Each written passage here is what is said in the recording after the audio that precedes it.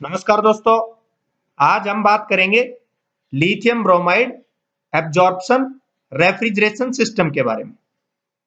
Lithium bromide क्या होता है? लिथियम ब्रोमाइड जिस सिस्टम में हम एज ए एब्जॉर्बेंट यूज करें और जो मेन रेफ्रिजरेंट है, मेन रेफ्रिजरेंट से मीनिंग जो मेन मीडियम है, जैसे यहां पे हम यूज करेंगे water as a main medium, तो वो एब्जॉर्प्शन से मीनिंग क्या है? उसको लिथियम ब्रोमाइड वेपर्स में कन्वर्ट करने में हेल्प करे, उस वाटर को, उस रेफ्रिजरेंट को वेपर कन्वर्ट करने में हेल्प करे, तो वो होता है lithium bromide absorption refrigeration system. अब समझते हैं इसके मेन कंपोनेंट्स कि कौन कौन से मेन कंपोनेंट्स होते हैं। सबसे टॉप से स्टार्ट करते हैं, ये होता है जनरेटर। जो जनरेटर है इसका मेन फंक्शन क्या होता है? जो रेफ्रिजरेंट रहेगा उसको वेपर्स में कन्वर्ट करना। जैसा मैंने स्टार्टिंग में बताया कि रेफ्रिजरेंट यहां यूज होगा water, water as a refrigerant और लिथियम ब्रोमाइड एज ए एब्जॉर्बेंट, ये हम इसमें यूज करेंगे। यहां पे ये होता है कंडेंसर। अब कंडेंसर का मेन फंक्शन कंडेंसेशन का होता है। कंडेंसेशन से मीनिंग क्या है? किसी लिक्विड रेफ्रिजरेंट को, जो वेपर रेफ्रिजरेंट को लिक्विड में कन्वर्ट करने का, मींस रेफ्रिजरेंट के फेज को चेंज करने का फंक्शन होता है इस कंडेंसर का। मोस्टली हम इसको वाटर कूल्ड कंडेंसर्स यूज करते हैं ताकि वो कंप्लीटली हमारा लिक्विड में कन्वर्ट हो जाए। ये होता है एक्सपेंशन वाल्व। एक्सपेंशन वाल्व का फंक्शन होता है एक्सपेंड करने का। जो हमारा रेफ्रिजरेंट है, जो मेन मीडियम है, जिसकी सहायता से कूलिंग का इफेक्ट हम प्रोड्यूस करते हैं, तो उसको ये एक्सपेंड करने का फंक्शन करता है। अब एक्सपेंड से मीनिंग क्या है कि उसके प्रेशर को, रेफ्रिजरेंट के प्रेशर को और टेम्परेचर को डिक्रीज करने का होता है। ये होती है इवेपोरेटिंग कॉइल्स। इवेपोरेटिंग कॉइल्स का मेन फंक्शन क्या होता है? By evaporation process, evaporation process का यूज करके और कूलिंग का इफेक्ट हम प्रोड्यूस करें, ये मेन फंक्शन होता है इवेपोरेटिंग कॉइल्स का। यहां पे ये होता है एब्जॉर्बर। एब्जॉर्बर का क्या फंक्शन होता है? वीक सॉल्यूशन यहां से जनरेटर से ले और उसको स्ट्रॉन्ग सॉल्यूशन में कन्वर्ट करने के लिए यहां से वो मेन रेफ्रिजरेंट को लेता रहे, उनको आपस में प्रॉपर मिक्स करे और यहां पे वापस उसको स्ट्रॉन्ग सॉल्यूशन में कन्वर्ट कर दे। ये होता है पंप।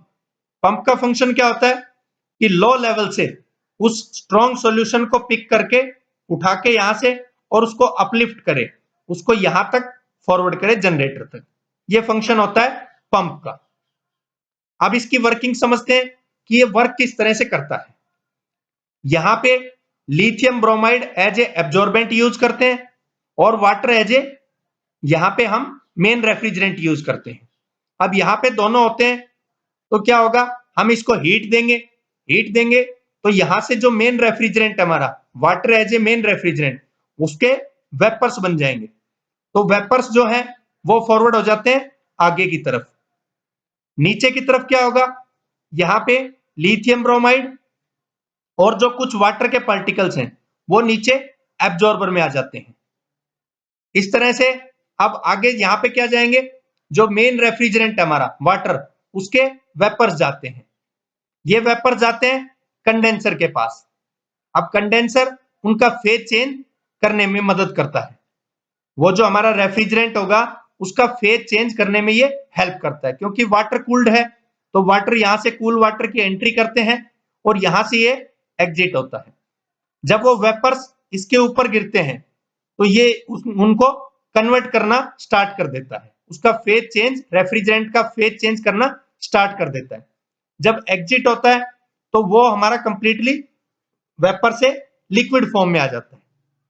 अब लिक्विड फॉर्म का रेफ्रिजरेंट एक्सपेंशन वाल्व के पास आता है। अब एक्सपेंशन वाल्व उसको एक्सपेंड करता है, उसके टेम्परेचर को और रिड्यूस करता है और प्रेशर को बहुत ही कम कर देता है। मींस प्रेशर रिड्यूसिंग वाल्व एक तरह का और टेम्परेचर रिड्यूसिंग वाल्व है, बाय एक्सपेंडिंग द रेफ्रिजरेंट, उस रेफ्रिजरेंट को एक्सपेंड करके। इसके बाद ये पास होते हैं यहां पे इवेपोरेटिंग कॉइल्स में। अब ये कंप्लीटली जो हमारा रीजन है यहाँ की हीट को जब ये रेफ्रिजरेंट पास होता है तो इस हीट को कैरी अवे करता है और यहाँ पे रेफ्रिजरेटिंग इफेक्ट प्रोड्यूस करता है, कूलिंग का इफेक्ट प्रोड्यूस करता है। फिर इसके बाद वो जो हमारा प्योर रेफ्रिजरेंट होगा, pure refrigerant as a water, वो उसके पार्टिकल्स जब एग्जिट करेंगे इस इवेपोरेटिंग कॉइल्स में तो यहाँ पे वो वेपर बन जाते हैं। अब वो जो वेपर्स हैं वो यहां से फिर आते हैं वापस एब्जॉर्बर में। अब एब्जॉर्बर क्या क्रिएट करेगा? Strong solution. अब वो स्ट्रॉन्ग सॉल्यूशन पंप पिक करेगा और पिक करके यहाँ पे जनरेटर को सप्लाई कर देता है। अब जनरेटर वापस वही साइकिल स्टार्ट करेगा, मेन रेफ्रिजरेंट को वेपर बनाएगा और वेपर्स आगे पास होंगे यहाँ पे कंडेंसर की कॉइल्स के पास।